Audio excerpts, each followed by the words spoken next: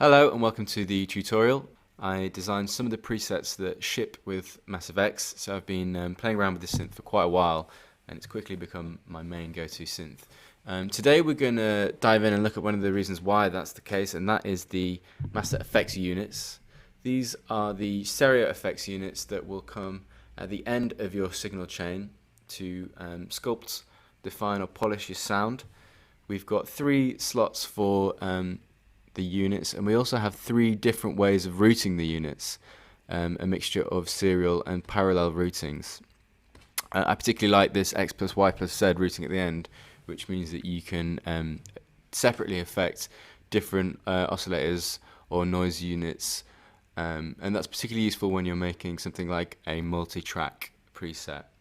But today, let's just start off by diving in and looking at the options available to us in these slots. We've got the usual suspects of reverb, delay, chorus, flanger. We've also got the expander modules, the dimension and stereo expanders, which give a sort of lively, more organic feel to sounds.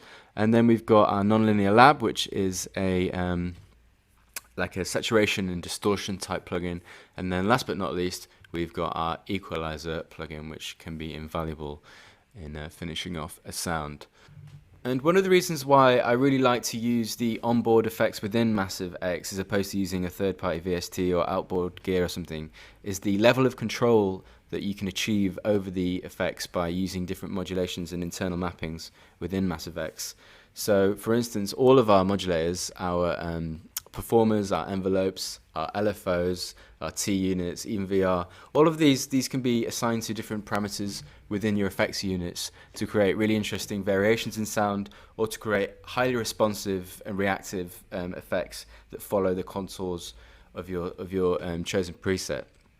So as an example, maybe we would want to increase the mix or feedback of an effect with the increasing note velocity. We could do that with a T unit.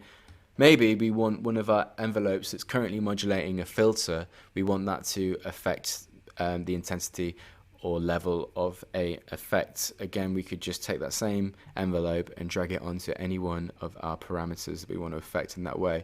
So there really are like endless ways we can use the modulators to affect our Master Effects units.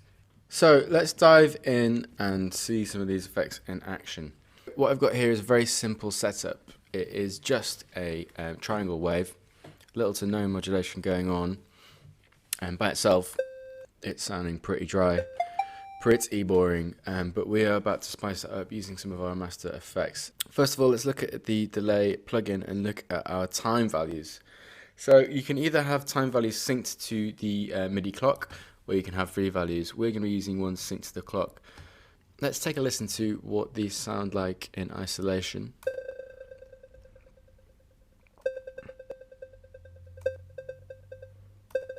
So they've each got their own distinct flavour and something to offer. What I want to do is I want to cycle through these to create rhythmic variation. So we can do that by assigning one of our modulators to our time parameters. So I'm going to be using a performer. So in our performer, basically we've got it cycling through 4 different values at a rate of 1 per bar. So if I take that performer and assign it to our time, we are going to hear the effects of that. So I'm just going to press play on a loop and we can hear what that sounds like.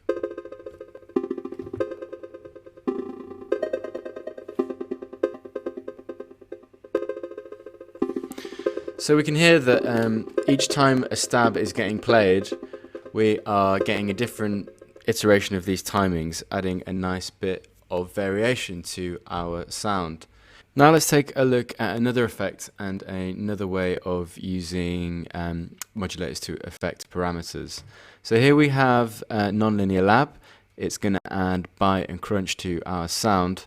But what I want to happen is I want an increase in velocity to trigger an increase in the mix level and drive level. This can be achieved using a T unit.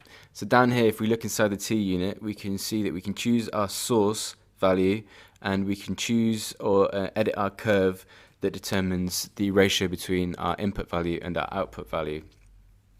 So we're going to use velocity as our input value, and we are going to assign that to drive and mix and choose how much we want that the maximum and minimum amounts we want that to be affecting. So we're going to go back to our loop to see what all that sounds like together. In the loop, I've set it up so at the beginning of the 4-bar loop, the note velocities are very low, and by the end of the loop, they go up to full value. So let's see what that sounds like.